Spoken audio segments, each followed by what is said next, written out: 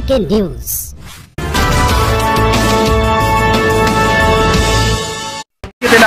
ومولانا محمد وبارک وسلم وصلی علیہ اللہم صلی علی سیدنا ومولانا محمد وبارک وسلم وصلی علیہ.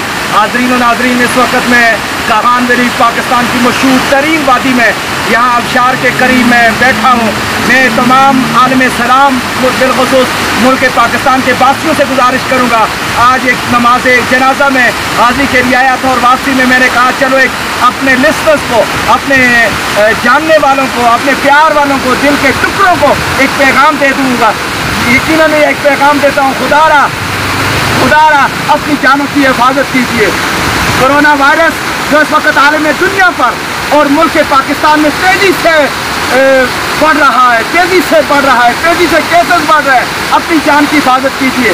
ماسک پہنے، گلاؤز پہنے. میرے پاس بہت گلاؤز موجود ہے، میں ہر وقت گلاؤز پہنتا ہوں، ماسک پہنتا ہوں.